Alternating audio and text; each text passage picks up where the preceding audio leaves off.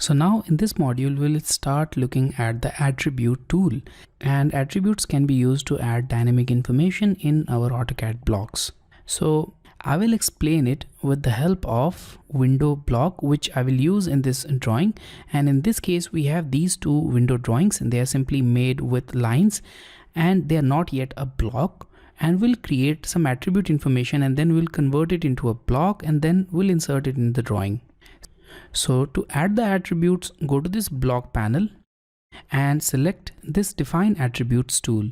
So either you can select this tool from the expanded block panel or you can also use its command equivalent ATT. So you can simply type ATT on the command line and press enter to access this attribute definition window. Now in this window, we need to define the properties of the attribute, and I'll start with the tag. So the tag will be the identifier which will be used instead of the actual attribute information, and it will always be in uppercase. Even if you add it in lowercase, it will be converted into an uppercase value. So I'll type dim as tag and dim for dimensions of the window. In the prompt, we need to enter the prompt which we want to see on the insert attribute window. So I'll select enter window size. And now here in the default field, you need to enter the default value which you want to see in case no attribute value has been added. So I'll keep this value as A cross B. So that will be the default value for this case. Now here we have some text related settings. The first one is justification. So I'll select this middle center text justification and we'll see it in a moment how this middle center justification is used. And also we have the text style, which is standard. If you have more styles, it will show up in this list and you can select from that. Also, we don't want it to be annotative, so I'll keep it unchecked. And the height of text. So you can apply a height. In this case, the height is set to 6 inches. And here this double inverted comma sign indicates that it's an inch symbol. And also if you don't want to add this text height in the text value, you can add it dynamically by clicking on this box and you can specify the height. For example, you can click on this box and click at 2 distinct points in the drawing area and that length will be used here. So obviously we don't want this. We'll simply add 6 inches as the text height. Now we have the rotation angle, which I'll keep at 0. I'll not change this value.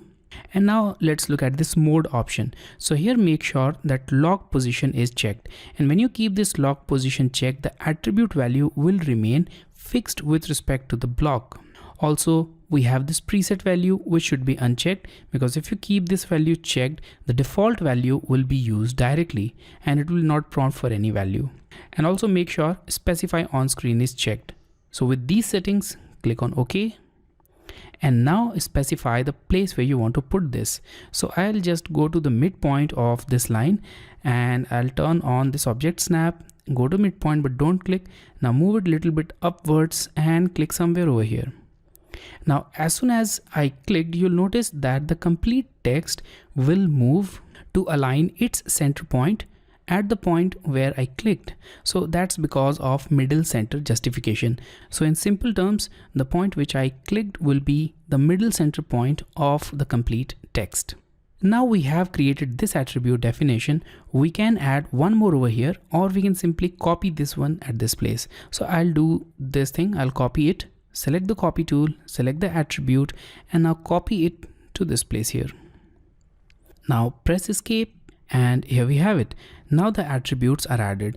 But in order to identify these different attributes, I'll simply double click on the second one and this edit attribute definition window will pop up. From here, I'll just change the value of this attribute and I'll change its tag name to dim1.